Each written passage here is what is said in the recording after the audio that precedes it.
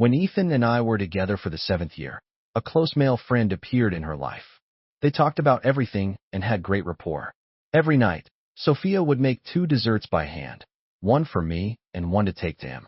But there was never anything inappropriate until one day that man asked her, "If I had met you first, would you have married me?" Sophia didn't answer, but smashed the vase I had given her.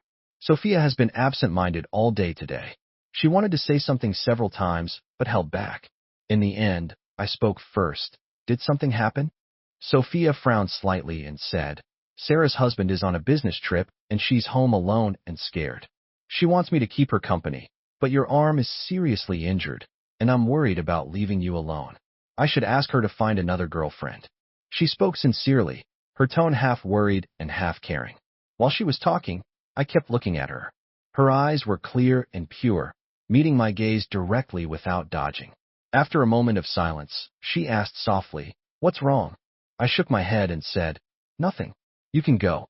What about you alone? I'll ask my mom to come over and take care of me. I had a minor car accident recently and broke my arm." Sophia was terrified. She cried outside the operating room while I was having surgery. Whether in the hospital or at home, she took meticulous care of me, wanting to be by my side hours a day. At night, when my arm hurt too much to sleep, she would stay up crying at the bedside. Sometimes, gently rubbing my other hand with her cheek, sometimes wiping the sweat off my forehead with a towel. I saw all this and worried that she would tire herself out and get sick, so I told her to rest early. She told me, "How can I sleep when you're like this? What if something happens and I don't find out immediately? I'd have nightmares. Your hand is for designing houses. If anything happens, I'd regret it for the rest of my life." Then she pouted and asked, "Don't you want me to stay with you?" During the day, even if she had to go out for work, she would wait until my mom came over, repeatedly reminding her to take good care of me, going over all the details again and again. It made my mom laugh and cry. This is my own son. How could I neglect him? But today, she hesitated for only 2 seconds before nodding. "Take care of yourself. I'll be back as soon as possible. Call me first if anything happens. Don't make me worry." She left in a hurry, only taking a change of clothes before leaving quickly. I sat there without moving, even smiled and waved at her when she looked back. When the door closed, I still didn't move, but my stiff back relaxed. Sophia was acting strange. From beginning to end, she was acting strange, but I didn't say an extra word or ask an extra question because I knew where she was going and who she was going to meet. At first, I didn't know the man's name. I only knew his surname was Peterson, and Sophia called him Mr. Peterson. The first time I saw him was a year ago. I was waiting for Sophia at a newly opened cafe downstairs from her company. I didn't notify her in advance, planning to call her at noon, but she suddenly walked in. The previously lazy receptionist straightened up. Sophia gave him a bright smile. He nodded with a smile. It was a silent understanding. I've always thought that understanding between a man and a woman is a very scary thing. It makes both sides think they are destined for each other. But at that time, the strange feeling just flashed through my mind, and I didn't think much about it. Later, Sophia saw me and was very surprised. She asked why I was there. I said, "Waiting to have lunch with you." "Why didn't you call me?" "I didn't want to interrupt your work." "Why did you come down?" She pouted and said, "Work stuff, a bit annoying, so I came down for a walk and a cup of coffee to refresh. By the way, the cookies here are delicious. You should try them." She raised her hand and said, "Mr. Peterson, another plate of cookies." Facing his puzzled gaze, she introduced with a smile, "My husband, Ethan." That day they were both very calm. Sophia introduced him calmly. Lucas greeted me calmly and even waived our bill. Sophia said the coffee here was authentic, and after trying it once and finding it good, her company decided to get their afternoon tea from here. Over time, they got familiar with each other. At that time, I thought they were just a simple shopkeeper and customer. I didn't know that those delicious cookies were not sold in their store. I also didn't know that Lucas would send Sophia a message asking her, "If I had met you first, would you have married me?" Sophia sent me a message at PM. She said she just had hot pot with Sarah and was about to rest. She said she was so tired and wouldn't video call me tonight. She asked me to take care of myself and call her if anything happened. I replied to her, telling her not to worry, I was fine. I asked the cafe server, "Where's Mr. Peterson? Why isn't he here?" The young girl, not thinking much, smiled and said, "He went out." left as soon as he went downstairs. Today is our boss's birthday. He must be on a date with his girlfriend, carrying a big bouquet of roses. So romantic. I nodded, took a coffee to go, and left. This city is huge. Finding two people is difficult. But Sophia once bought me a smartwatch. I had slipped it into her handbag before she left. She bought it for me last year. When others were tying small rubber bands on their loved ones' hands, she gave me a smartwatch. This way I can always know where you are. I want to check on you. Will you let me? She said it coyly, but I knew she cared more about the health monitoring than the location tracking. I had fainted from overwork once, and she was scared to death. She wanted to monitor my condition in real time. Of course, I gladly accepted her concern. That smartwatch was expensive, accurately monitoring my heart rate and pulse, and had precise location tracking, just like now. It had been on the TH floor of this hotel for 3 hours. I didn't rush over immediately. My arm hurt a bit, so I took a painkiller and some melatonin, lying on the soft bed, listening to white noise for sleep. But even so, I couldn't sleep. Just like that night over a month ago. That was the first time I checked Sophia's phone because she seemed very disturbed. She cut her hand while peeling an apple for me, spilled a glass of water while pouring it. In an instant, her emotions seemed to collapse, hysterically sweeping everything off the table, including the vase I had customized for her for our wedding anniversary. Looking at the mess, I was silent. Sophia finally calmed down. Looking at the broken vase, she showed a look of regret. She turned to look at me, seeming to want to say something, but in the end, she didn't say a word and quietly started to clean up. Later, I woke up in the middle of the night, and she wasn't there. The dim light in the living room was on. Sophia had drunk several glasses of red wine, her body slumped on the sofa, her long hair hanging loosely over the edge, her face full of tears, even soaking the cushion she was lying on. At that moment, my heart was slow and heavy. With a dying heart, I unlocked her phone. The chat window was still open. That person with only the remark, Peterson, had sent a message in the conversation. If I had met you first, would you have married me? Sophia didn't reply. She didn't reply a single word. But that night, my heart died in her phone. I arrived at the hotel at AM with my ID. I placed all my belongings at the front desk. Sophia is my wife, and I want to know which room she booked. If you refuse, I'll call the police. I didn't have the energy to argue with anyone. I was exhausted, physically and mentally drained. The receptionist was stunned for a long time. Her gaze turned from surprise to hesitation, and then to pity. Please wait a moment. I'll check for you right away. She quickly gave me the room number. She also asked if I needed any help. I smiled and shook my head. Gathering my things, I went upstairs. Sophia didn't keep me waiting long. I had been standing outside the door for less than minutes when the door opened. Lucas stood there holding the doorknob, looking dejected. Behind him, a slender hand rested on his arm. A voice came through. Lucas, thank you, but I'm sorry. We really can't do this. Thank you? Thank you for what? Sorry. What are you sorry for? It seemed like a secret code between them. A look of sadness appeared on Lucas's face. Sophia, Ethan. The air seemed to freeze at that moment. Sophia's hand, which was resting on Lucas's arm, retracted as if burned. But she didn't come out from behind Lucas. I asked, are you not leaving? Ethan. Sophia's face was pale, her voice trembling. So was I? The hand I had behind my back was shaking. I thought I was mentally prepared and could handle this calmly. But when the moment came, I realized I could barely stand. It felt like all my strength disappeared in an instant, and I weakly asked, where's the car? In the underground parking lot. Let's go. My arm in a sling accidentally hit the wall. The pain made me gasp. Ethan. Sophia hurried to support me. I growled, don't touch me. But she kept her head down, stubbornly refusing to listen. I raised my hand, intending to push her away. Suddenly, Lucas stepped forward, pulling Sophia behind him. What are you going to do? I sneered. Do what? What do you think I'm going to do? Hit her. He stood tall, like a defender of justice, in front of Sophia, and said to me, I won't let you touch her. I nodded. Fine. Then keep her. Just remind her to divorce me first.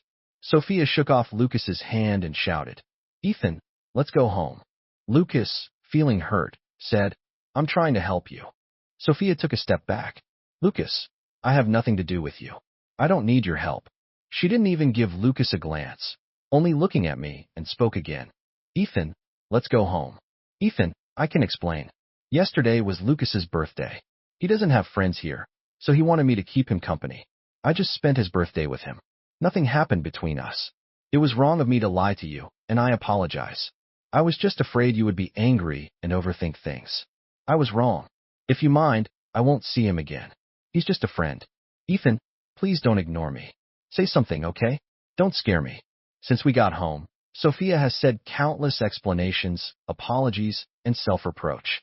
I wanted to speak, but it felt like my throat was stuffed with cotton. I couldn't get a single word out. I didn't know where to start or what to say. Finally, I said word by word. Sophia, let's get a divorce. My words made Sophia tremble violently. She clenched the hem of her clothes and closed her eyes tightly. When she opened them again, it seemed like she suppressed her overwhelming emotions. She said, "Nothing happened between us. We just drank and chatted. Ethan, don't be like this, okay? I know you're angry. I was wrong. I shouldn't have gone out with him, but you have to believe me. I didn't do anything to betray you." "What does it mean to betray me?" I said calmly. "You probably hugged, right? Maybe even kissed. You smell of smoke, and here." I pointed at her lips, a bite mark. Sophia was stunned. Her lips tightened. I looked at her with sadness. "How far does it have to go?" "Caught in bed. You were in the same room all night. How can you expect me to believe you, Sophia? How can I trust you?" Sophia's head drooped in defeat. She closed her eyes, her eyelashes trembling gently. Her voice choked as she said, "Ethan, I was wrong. I don't know what happened to me. I lost my mind. But I swear nothing more happened between us. I beg you, for the sake of our years together, give me another chance. Besides, I'm pregnant. We're about to have a baby." She took my hand and placed it on her stomach. I froze, slowly looking down at her stomach, a moment of confusion. I suddenly pulled my hand back. "What did you say?" "I'm pregnant. When did you find out?" Sophia fell silent, her hand clenching into a small, bloodless fist. I gritted my teeth, feeling like a trapped beast. My voice was hoarse and trembling as I asked, "You knew, but didn't tell me? You knew and still spent the night with Lucas?" "Sophia, what are you thinking? You don't want this baby, do you? Because of Lucas, right? You bitch, how dare you? How dare you use this baby as a bargaining chip now? Divorce, Sophia. Don't say another word." This year marks the 7th year of Sophia and me being together. People said, "Aren't you guys in the 7-year itch?" I laughed. "We've only been married for 3 years. But you've been together for 7 years already. Maybe it's time to have a baby." But in reality, we've never used contraception from the beginning. For a while, Sophia was very anxious about this. She couldn't understand why she couldn't get pregnant. We went to the hospital for various tests.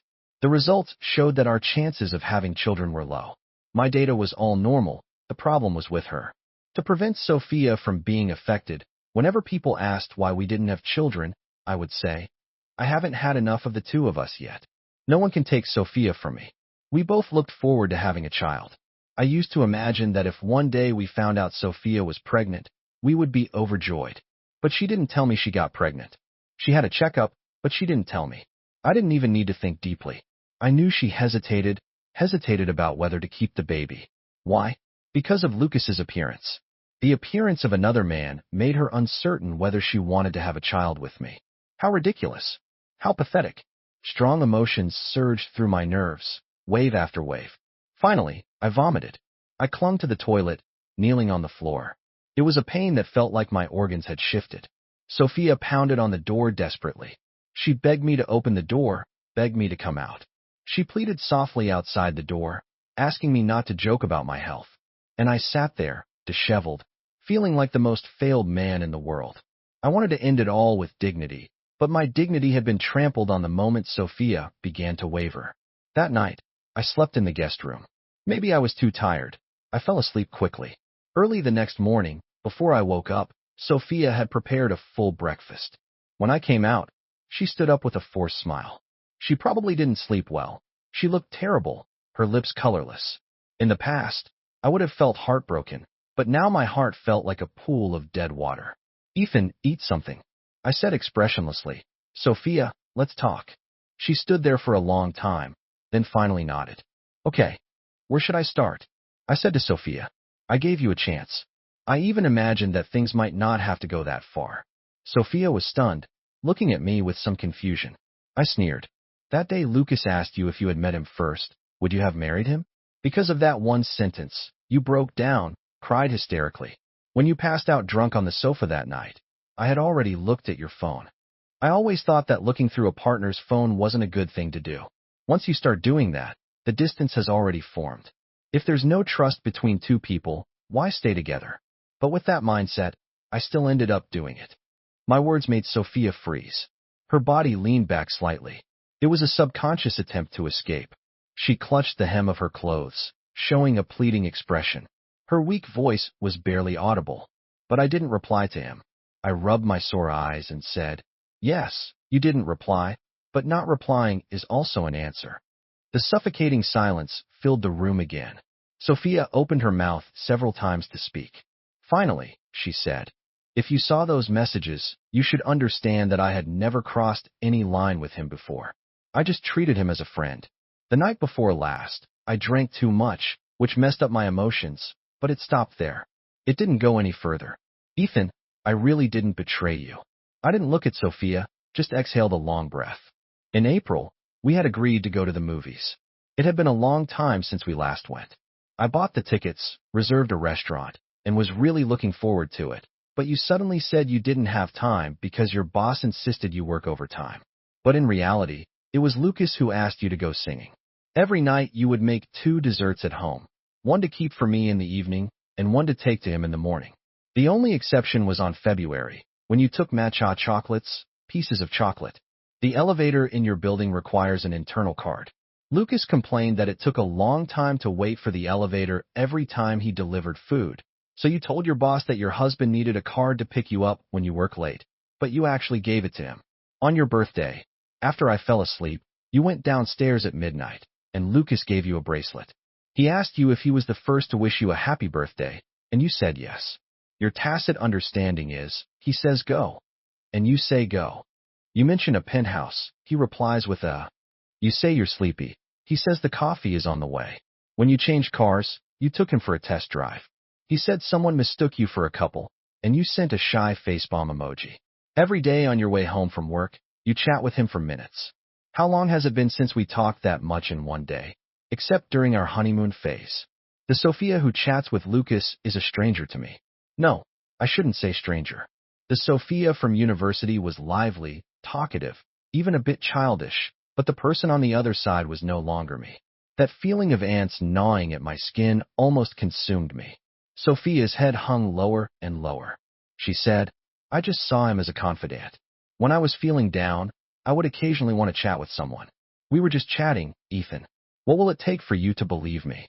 A deep sense of powerlessness pulled me down. Sophia, how far does it have to go to be considered cheating? Your closeness, your understanding, is like a guillotine hanging over my head. Is it cheating when the blade falls, or when you hang it above me? The bullet was already in the chamber before the trigger was pulled. I had fantasies. I love Sophia. We've been together for 7 years. I remember every bit of what she did for me. How could she betray me for such a person? But when I turned off my phone and lay down, I knew some things couldn't be ignored. After seeing those messages, after discovering all that, how could I still trust you? When you leave my sight and do something unusual, I know you're going to see him. At that moment, I knew our relationship had already been buried by you. Until Sophia agreed to see Lucas one last time, to drink with him one last time. He said, maybe this way I can let go, Sophia. Please pity me, Sophia, okay? At that moment, the trigger was pulled. I was reborn through death. Sophia, let's get a divorce. Sophia disagreed. She said she was willing to make any compromise, except for divorce. She said she would always make desserts only for me, have lunch downstairs at my company, come home on time every day, and never step into the cafe again. Watching her busy and eager to please, I felt very sad. This was all unnecessary. I never liked compensations after the fact. Divorce is hard. I only realized how hard it is when I wanted to get divorced. When one party disagrees, you have to file a lawsuit. From filing to trial takes at least a month. If there is no major fault, the first trial won't grant the divorce. Then you have to wait 6 months and file again. Will it be granted the second time? Probably, maybe, perhaps. It's torturous, so I decided to move out. What are you doing? Where are you going? I ignored Sophia's words and continued packing my clothes into the suitcase. She went crazy, throwing my things around. What more do you want from me? I've already admitted my mistakes, apologized, and promised there won't be a next time. Why are you still unforgiving? Am I so unforgivable? Can't you give me just one chance, for the sake of our years together? Ethan, I'm begging you. Can't we be okay? The clothes in my hand wrinkled from my grip. I threw them hard on the floor. Sophia, I'm begging you to. Stop disgusting me.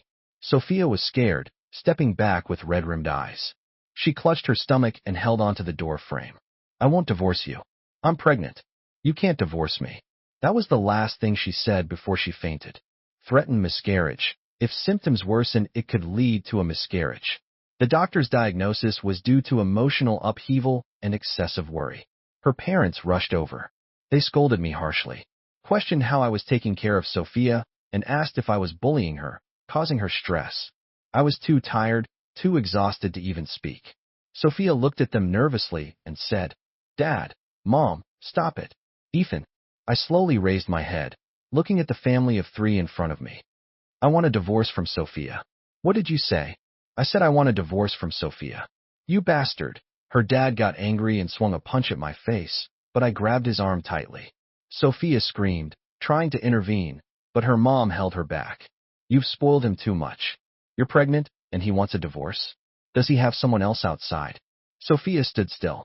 I sneered and said, Sophia, this marriage is over. Because of this commotion, everyone knew about my desire to divorce Sophia. At first, my parents didn't understand, until I told them the real reason. Suddenly, they all fell silent. Sophia's parents didn't come looking for me either. They must have learned the truth. Only Sophia persisted. During her hospital stay, she called me many times. I didn't answer any of them. She then called my parents. At first, their tone wasn't good, but as Sophia showed weakness and repeatedly mentioned the child, my parents wavered. Maybe let it go. After all, Sophia is pregnant. Yes, Sophia is pregnant. Everyone thinks this should be a get-out-of-jail-free card, but in reality, it's the last straw that broke the camel's back. I loved her so much.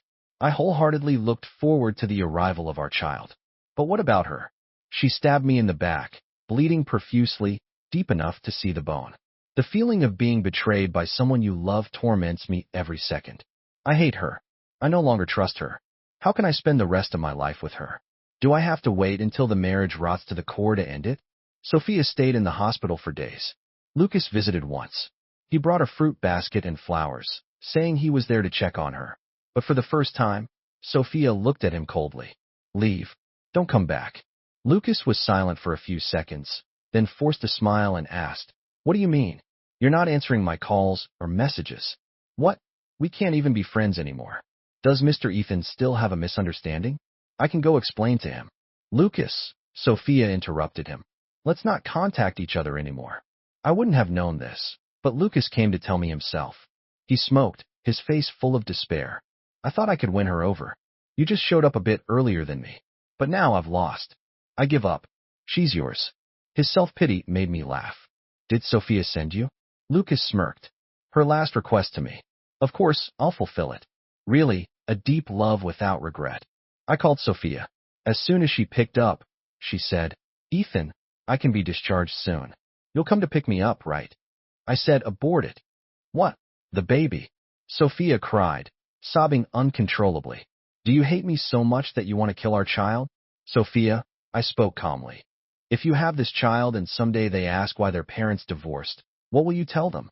Yes, whether it's during her pregnancy or breastfeeding, I can't divorce her even if I file a lawsuit, but these periods will pass, and I will definitely divorce her. Sophia choked out. Why? I've already apologized to you. I've humbled myself, begged you in tears. What more do you want? Just for making one mistake, do I deserve a death sentence? Can't you give me one chance? Ethan, is your heart made of stone? This was the first time she decisively hung up on me. She said, I won't abort the baby, and I won't divorce you. Sophia was discharged from the hospital. She went home, but didn't contact me. However, her mother called me repeatedly. At first, her tone was kind, then she became angry and ashamed. Ethan, can't you be a bit more forgiving? Sophia just had a male friend. Nothing actually happened. Do you really have to be so unforgiving? How ugly. I had already prepared for worse. But then came the news that Sophia's mother was hospitalized. What happened? I asked a friend. He shook his head. Not sure. Seems she had a fight with Sophia's dad. No one knows the exact reason. How is she now? She's awake, but crying and screaming, saying she wants to die. I breathed a sigh of relief, glad she was awake. My mom asked, "Aren't you going to visit?" I was busy with work and didn't look up. No. Since I've decided to part ways, there's no point in giving false hope. It's strange. It seems people can grow up overnight. At first, I thought Sophia's betrayal would make me want to die, that I would be in unbearable pain, but as days passed, it didn't hurt as much. I started to face the reality that my marriage had failed. I didn't plan to visit Sophia's mother, but she called me, saying she wanted to see me. I don't mean anything else, Ethan. I just have some things I want to say to you. Her voice was sad and hoarse. It made me hesitate for a long time, but in the end, I went. In just a few days, Sophia's mother looked visibly haggard, and Sophia too. She had lost a lot of weight, looking like she might collapse at any moment, lost, helpless, in pain. She said, "Ethan, thank you. Thank you for coming to see my mom." I nodded at her and walked into the hospital room. Sophia's father cheated. More accurately, he found true love and wants a divorce. And his so-called true love is 2 years younger than Sophia. He said he had never felt so in sync with anyone before. They eat together, fish together, travel together, and have endless conversations. He said he feels alive again. He said he sacrificed his whole life for this family, so why can't he live for himself just once? Sophia's mother became more agitated as she spoke. He said he only feels responsibility towards me and this family. It's me and this family that have held him back. How dare he? Hasn't he ever thought about my sacrifices? How can he negate all our years together with just a few words? He's cheating, and yet he tries to make it sound so noble. I won't let them be together. I'd rather die than let them be together. If he wants to divorce me and be with his new lover, no way. Sophia's mother grabbed my hand, trembling. Ethan, you understand me, right? You get what I'm going through, don't you? Only you know what I've been through. He's driving me to death. With her words, I finally understood why she wanted to see me and tell me all this. It turns out you really can't understand the pain until it happens to you.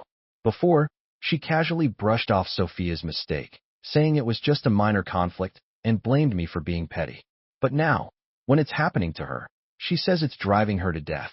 I didn't offer comfort or kick her when she was down. After she finished speaking, I pushed her hand away. Facing her hopeful gaze, I said, "Rest well. I have things to do, so I'll be leaving now." Ethan, when I stepped out of the hospital room, Sophia was standing outside. She looked at me with longing in her eyes. "Can we talk?" "Talk? Talk about what?" "Even with the divorce, I just wanted to resolve it, not talk about it. I have 2 questions for you. First, if your dad hadn't mentioned divorce, but had a close female friend, would you empathize with your dad or feel sorry for your mom? Second, your dad's close relationship with this woman didn't just start. Why did he bring up divorce now?" After saying this, ignoring Sophia's barely controlled emotions, I walked away. Sophia's father was determined. He was willing to leave with nothing just to get divorced. This shocked everyone. For a long time, a loving family and a good background were Sophia's labels. She had never faced hardships from her family. Her father was someone she admired and depended on. She always said she wanted to marry someone like her father. As for her mother, gentle and calm, she was someone Sophia aspired to be. After graduating, she used her family's connections to enter a company and is now a mid-level manager, so she hadn't faced many social hardships. The only real turmoil was probably our divorce. I understood Sophia. She knew she was wrong, but didn't think she was that wrong. She chose to admit her mistake, thinking that just admitting it would be enough. What's the big deal? But her father's situation seemed to wake her up. Suddenly, she hadn't contacted me for many days, but she would often appear outside our neighborhood. Her car would be parked there for hours. Until one day, she called out to me. We sat on a bench by the road. After a long silence, Sophia spoke. "I've thought a lot about the questions you asked me." Later, I asked him why he wanted a divorce now. He said it was because my mom's attitude made him feel that having a close female friend was acceptable. He also thought I could understand him falling for someone else and wouldn't blame him, because I did the same. Since that was the case, he thought we wouldn't mind if he asked for a divorce. As Sophia said this, her hands trembled, so did her voice. I went to see that girl, trying to persuade her to break up with my dad. But she said that girl said, don't you have a close male friend, too? You didn't even want to have a baby because of him. The only difference is you weren't brave enough in that regard. You should learn from your dad. How could he do that? They were in love all this time. And the day before he asked for a divorce, he hugged my mom before leaving. Sophia buried her face in her hands. She cried for her father's betrayal of their marriage and family. But her tears didn't stir any pity in me. Ethan, do you hate me that much? My hand on the bench tightened, and a thorn pricked my finger, causing pain. I recalled those unpleasant experiences. At first, I was sad, discovering you had such a close male friend. I was very sad. Later, when he confessed, and you didn't respond, I was confused. I thought at least you hadn't betrayed me, right? But you didn't cut ties. You continued to do those things, which made me suffer, until you agreed to meet him that night. I suddenly felt relieved. They say the person involved is often the last to see it. You didn't respond to his confession, not because you didn't want to, but because you couldn't. So you broke down, felt miserable, and cried. Even knowing he had feelings for you, you didn't keep your distance, because you couldn't let go. You agreed to drink with him because you had other thoughts. What stopped you? Probably your last shred of moral decency. Sophia, when I realized you liked him, I hated you. Sophia looked at me with pain in her eyes, but I felt a sense of relief. But all that's in the past. Hatred is too intense. It hurts others and oneself. It's unnecessary. Sophia, if you really feel sorry for me, then decisively agree to the divorce and leave us both some dignity. At the end of our conversation, Sophia wiped away her tears. Do you have time tomorrow? Accompany me for the abortion. Just consider it the last time you'll be with me. Sophia and I divorced on a sunny morning. She asked, can we still be friends after the divorce? I shook my head. Let's not. We both need to start over. Sophia wanted to smile, but in the end, she cried. Ethan, I'm sorry. I accepted those 3 words calmly. I turned and left without looking back. Sophia's parents were still causing a scene. I heard her father had already set up a home elsewhere. Her mother argued and cursed every day, but it couldn't change her father's determination. So she started blaming Sophia, saying it was Sophia who set the example and influenced her father. One dramatic scene after another. I didn't need to see it myself. Countless people related to me. At first, I still ran into Sophia occasionally, but less and less over time, because her mother's antics affected both her father's career and her own job to varying degrees. Some people sighed, some ridiculed, some watched the drama unfold. Even my mom couldn't help but say, it's a good thing you got out of that mess early, or we would have been affected too. What's wrong with that family? I said nothing to that. Later, I ran into Lucas once. He had a new relationship. He apologized to me, talking about his foolish past and how he's moved on now. His face was full of relief, as if he wanted to laugh off our grudges. It felt ridiculous to me. Are you really apologizing, or just seeking some psychological comfort? Mr. Peterson, I have no obligation to make you feel better, because you truly destroyed my marriage and family. This guilt is yours to bear. All I needed to do was cut away the dead weight and move on. I had my work and my family. A failed marriage could only hurt me for a while, but would never make me suffer for life. The key was to move on in time. The first time Sophia met Lucas was shortly after his cafe opened. To deliver food on time, he asked Sophia to let him use the company's internal elevator. Sophia agreed. Later, she asked herself if she would have agreed if it were anyone else. Probably not, because Lucas caught her eye. One glance, and she couldn't forget him. The second time they met, Lucas thanked her by buying her a cup of coffee. So Sophia told her boss to get an extra card for her husband, and he gave her a special cookie he made with a secret recipe. This back and forth led to Sophia and Lucas becoming familiar with each other. Her company's afternoon tea orders went to Lucas. She exchanged contact information with him. Once, she went hiking and ran into Lucas, who also enjoyed it. Sophia felt a long-lost sense of ease. Lucas said, "Shall we hike together from now on?" Sophia smiled but didn't agree. She felt it wasn't right, but eventually, she agreed because they met again at a concert. A concert Ethan was supposed to attend with her, but he canceled for work. Sophia didn't say it, but she was disappointed. Lucas's presence filled that disappointment. They found they had so many similar interests. Such compatibility fascinated Sophia. In casual conversation, she mentioned she made desserts for Ethan every day. Lucas was envious. If a woman made me desserts every day, I'd love her to death. Sophia's heart raced. Shall I make some for you? Really? Of course. Sophia thought it was harmless, just making one more portion. So later, on Valentine's Day, Lucas said, being single for so long, I can't stand the smell of love. An employee named Laura received pieces of matcha chocolate today. I'm so jealous. It makes me want to fall in love. Without thinking, Sophia responded, do you have to be in love to receive chocolates? I'll give you some. Sophia didn't think deeply at that moment. Was she hoping Lucas wouldn't fall in love? Did Sophia like Lucas? She probably did. But whether this liking was related to love, Sophia hadn't thought about it. But she knew Lucas's liking was related to love. How could she not know? Women are most sensitive about these things. But she didn't want Lucas to say it. She couldn't give Lucas what he wanted and didn't want to. She had a happy family and a loving husband. To her, Lucas could only be a friend. But Lucas still confessed in the end. This pained Sophia immensely, so much so that she didn't want to see Ethan, as if Ethan's existence was an obstacle. Sophia didn't respond to Lucas. Lucas pretended he hadn't asked. They continued their previous interactions, but there were differences. For instance, Lucas's increasingly intimate gestures. For instance, Sophia's hesitation about having the baby. Sophia was pregnant half a month after Lucas asked that question. She should have been happy. She should have told Ethan immediately, but she didn't. She sat in the car for an hour, tore up the diagnosis, and went to meet Lucas for karaoke. Sophia was confused, thinking and thinking. The baby? Ethan? She needed to think it over. That night, she lost control.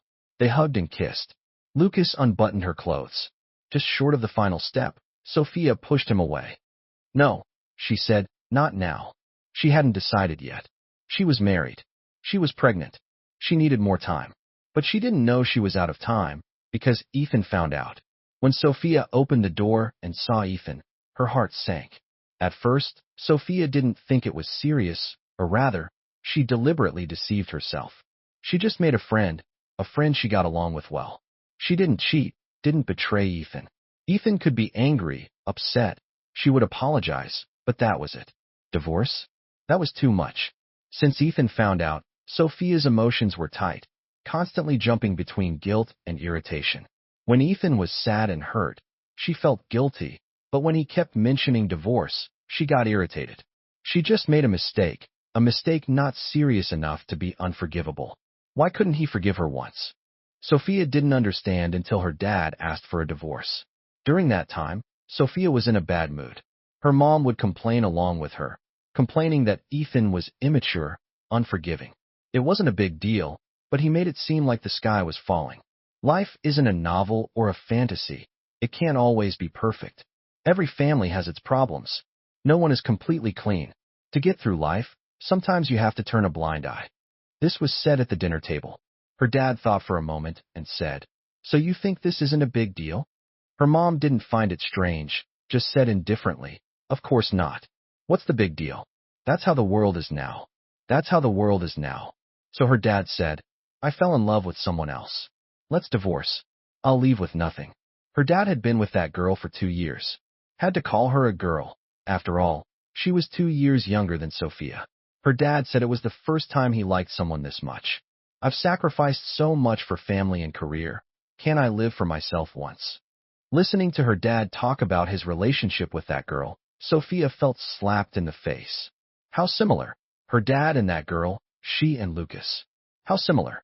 She felt stripped naked in public, humiliated, pained, ashamed. But she couldn't run away, because her mom fainted. If your dad hadn't mentioned divorce, but had a close female friend, would you empathize with your dad or feel sorry for your mom? Your dad's relationship with this woman didn't start yesterday. Why did he mention divorce now? Ethan's 2 questions were a wake-up call. Sophia finally understood. You only feel the pain when the knife is in your own flesh. What made her decide on divorce was her mom's hysterical, "You're just like your dad. The same excuses for cheating, disgusting." Ethan said, "Can you stop disgusting me?" He said, "At least your dad admits he fell for someone else. You don't even dare admit it, Sophia. You're worse than your dad." Sophia trembled, crying bitterly. No, it's not like that. But didn't she hate her dad? She did. She didn't understand. She didn't even want to speak to him. She thought, does Ethan hate her like that, too? Sophia got scared. From that moment, she finally began to regret.